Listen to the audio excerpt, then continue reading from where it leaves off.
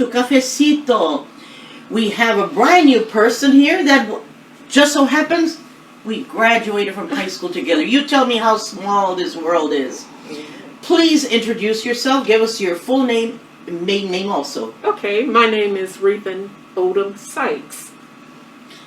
And you were born where, what area, and raised in what area? I was born in San Antonio, lived on the east side. My father worked at Lackland, decided to move to the best part of town, the west side. So we moved to the west side of town in 1964, 65, and been out here ever since. I got married, moved away for a number of years, retired. My husband and I decided, where in the world do we want to live? And we've lived a lot of places. We decided we have to go back to the best place he's ever been, and I was born in. So we're back in San Antonio. Wonderful. Yes. That is so neat to hear. Yes. Siblings. Give me siblings. How many kids? I'm one of 10. Oh, jeepers. Right. I'm number 3. Okay. And my sisters went to Edgewood and graduated from Edgewood. I have 4 brothers. The first 4 are girls. The next 4 are boys, and then girl boy. So. Question. Did you attend Lincoln Elementary? I did. Good for you. Good for you. Yes, I'm so I glad to did. hear that. Yeah. Because Lincoln Elementary, have you passed by there? No. You need to go No. by there. Because we're going to have a brand new college campus built right there. It's being built at this very moment. Okay. I will. Yeah. I'll make a trip out. Please, please, please. Okay.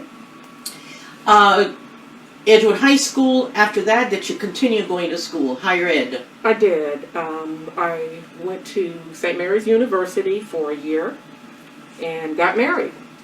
After I got married, my husband was military, so we moved to, first we moved to Hampton, Virginia. From there, we went to Alaska. We stayed there for 4 or 5 years. We moved from Alaska back to Virginia, back to here and there with the military. And as I said, when my husband retired, we lived in Virginia. And when he retired, I decided it may be time for me to retire, and we needed to leave the Washington, D.C. area because of the year of the big snow. And we don't have those snows in San Antonio. That was it. You were done with snow. So we were done with Snowmageddon and decided we're headed back to warmer climes. And the year we moved back is the year San Antonio had their first snow that I know of. Oh, you brought it to us. Yeah, Thanks a lot. You're welcome. You're welcome. So well, it was exciting for us. Yes, I retired from worked for Fannie Mae, Federal National Mortgage Association for 18 years. And we decided, my husband worked for Blue Cross Blue Shield. We decided at that time, retirement was offered. We said, we're out of here. And what we did is we packed up, flew down, found a house, and moved back to San Antonio, and of course, moved to the west side. Yeah, children, yours. Yes, I have 2 daughters. My oldest daughter has 3 children. My youngest daughter has 3 children. My youngest daughter lives in Nairobi, Kenya. Oh my goodness. And has been there for about 9 years. We've had an opportunity to go over and visit with her. Gone. Oh, wow. Yes. My oldest daughter is kind of quiet and reserved, but she's done some work on the west side of town with teaching programming with some high school students.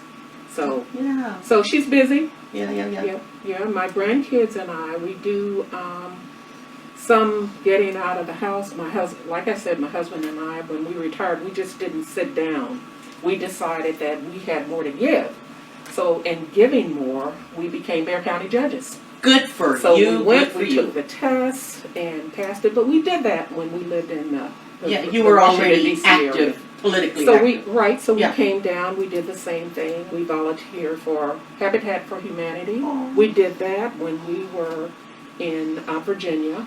And the surprising thing is when they had the Habitat for Humanity build, it was off of Highway 90 on Enid Street. That's the street that my father bought when he moved to the west side. Really? Enid Street. Yeah, but it was on the other side where, if you remember, that was nothing but a crop of corn, Oh yeah, a farmer. the fields, yeah. Exactly. Van de Wally. Exactly, Van de Wally was Yeah. there, so we were able to go back and give back in that regard as well.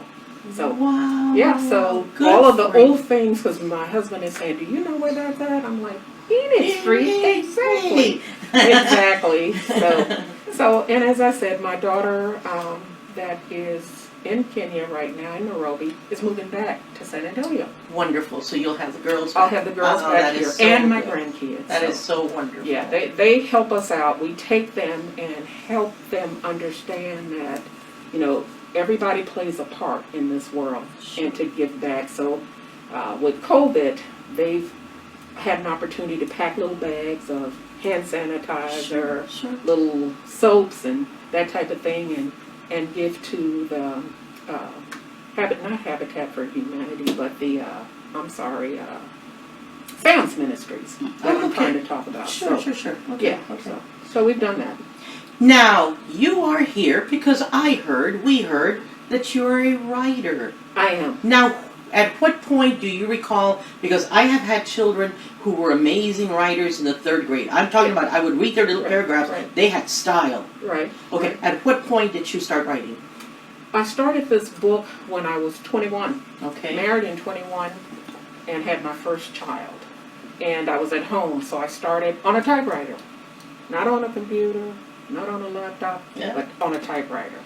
So I typed out maybe about 100 pages and decided I'm going to put it on hold for a while. Didn't finish it until 40 years later. Yeah. So I did. I finished it after I moved here.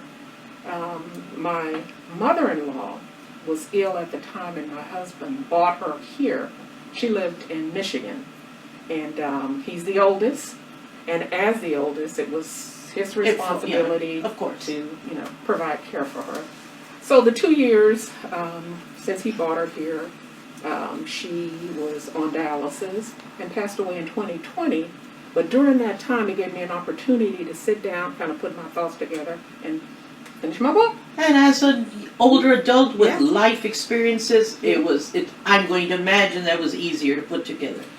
Well, I won't say it was when you're 21, Yes. you don't have life experience yet. That's true. Yeah. No, I guess for me, I had, when I wrote this book, it was more of a tribute to my parents, because my mom died when I was 12, Oh, and I was the baby girl. third of Of 10. 10. And so those experiences, I wrote it to say that if that can happen to me and I can move on in life, you can do it. Anybody can do it.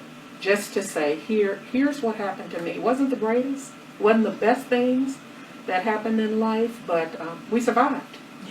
Yeah. And I just wanted to share that with the community to let them know if life happens, you can still move on. Yes. Now, the title of your book, A Story of Affirming Healing and Hope. Yes. I was looking through some pieces. Yes. I want to know what happened that July 9th in the summer of 1962. My mother passed. Okay. And when she passed, for us, I was 12. Yeah. So for me, Oh, okay. I couldn't believe that happened. Yeah. How and my thought process was, oh, she's going to come in any day now. She's going to walk through the door. What are we going to do? But my mother had prepared us. She had called us together, the first 4 of us, and said to us, I won't be here much longer. So this is what you need to do. You need to take care of each other. And if you're looking for a way or an answer to anything, there's your Bible. Take your Bible and read it. And of course, we had her mother, my grandmother, who I refer to in the book as my 2 mama, because that's what we called her. We used to say, we have 2 grandmothers. So that's where the 2 mama came in. Oh, you don't. Yes. So so that was, it says July 9th, summer 1962. Yes. And that is your book. That Yes. is your healing, the hope. Yes. My father was never one to do any of the domestic type things. He didn't you know, he really didn't know what to do with raising children because my mother was kind of the focal point. But what she did do is we all knew how to cook, we knew how to clean, we knew how to do those life things that you do every day. So he kind of stumbled. It was kind of some of the things that happened were, you know, at 12 years old, you don't quite understand because when she passed, her brother, my uncle, I think I referred to him in my book as the uncle who lived with us on the street. And what he did is he took us to his house with his wife, and they had 6 children. And with all of us there, it was, you know, it was a struggle. And we weren't supposed to be there because he lived in Lincoln Courts. You know Lincoln Courts? Sure, of course. Yeah. And we stayed there with him until my father could try to get himself together because he just kind of disappeared. I mean, that was after the funeral. Well, it was overwhelming. It was. And it was then loss, grieving for That's his true. wife. Yeah. That's true. Yeah. But I want to say one of the things that happened to us is no different from today. When my uncle took us to live with him, we were away from the home for about, I'd say 2 or 3 weeks. So he took us back to pick up our, you know, toys and clothes and those type of things. When we went in, the house was cleaned out. We had nothing. Someone came in and moved us out, everything out. You know, everything was gone. So that was another big struggle because when you stop and you think about it, how are you've lost your wife, you've lost your home, basically. Sure. You know, you've got children that you need to raise. Mm-hmm. So finding and buying clothes and toys and things, it was a struggle. So what my father did is when he came back into our life, he, I would say maybe about a month or so after, he came, he said, I'm taking my children and I'm moving. And we moved from the east side to the west side. We moved on Estrella Street. Destiny, sure. Yeah, and in my book, I don't refer to it as Estrella Street. I refer to it as Star Street. You know why I refer to it Star Street? Oh, it was. Estrella means. Of course, but that was your star. That was your guiding star back to the hood. That exactly. So then, you know, my father had lost his home on the east side. He had lost his job. We lost everything. Yeah. So when we moved on Star Street, it was a struggle, but you know we persevered.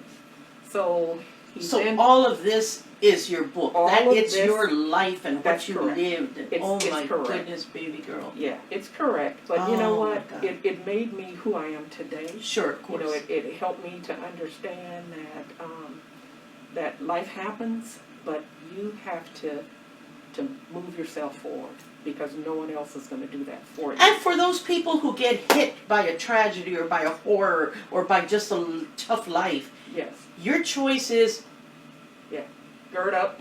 That's let's right. Go. Gird up. Or do I let it eat me up forever and ever? No, and you know the good thing is my father bought a new house on Enid. Do you remember Crown Homes when all of that was being built out? Of course, yeah, got all that Highway info. 90. We would walk from Enid Street to Edgewood. Yeah. Went to school.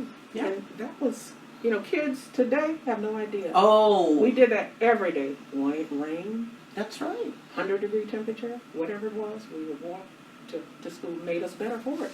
My Kennedy buddies say before Kennedy, they would walk from way over there to Edgewood. Yes, My Memorial people say when raining, cold, I don't care what, they would walk from all the way Culebra all the way to Edgewood. That was the high school. The norm. Yeah, that's what we did. And that's what you, Yes. So you know, life was from that point on. I thank God for all of the things that happened to me that were positive. I've been married to my husband for 52 years. Oh. We just celebrated our 52nd anniversary in January, and you know, we were kind of growing up together. Is how I felt. Of course. And in that movement, you know, I always think education's the key. We both went to college, got our degrees, got pretty decent jobs, and as I said, raised our children. Our children are, you know, apples with our eye. Oh, Right, that's so, important. right, so, and the good part is that they decided that since we retired in San Antonio, they wanted to be a part of San Perfect. Antonio as well. So. Do me a favor, hold up your book and tell us where we can find it. My book is available on Amazon.com. It's available on Lulu.com, or you can DM Okay, me quit on moving Facebook. You can DM me on Facebook, Okay. and I have books available for sale. Anything else, Yvonne? No, thank you anything so else much. you want to tell us so we can wrap it up? Anything else No, that's been on your I- mind and you said, I gotta make sure I say this? No, I appreciate you guys for being here to tell that story, and for you to help me to get back in the Edgewood system, so I can know, like my husband shares, he has his reunions every 2 years in Michigan. When I came back here, I could find no information about Edgewood, and when I found it on Facebook, I jumped on it and became a member of that historical group. Correct. Yeah. Yes. I have a question though. Yes. Do you plan to write any more? I've already started another Okay. book. And your new book, when do you hope to have it out? I'm working on it. I don't know exactly when. My daughter is moving back from Kenya, so this summer I started it. I've got it maybe about halfway done, but she has 3 children. And those 3 children, her and her husband and the 3-year-olds, they're busy little people. Okay, Now, of course.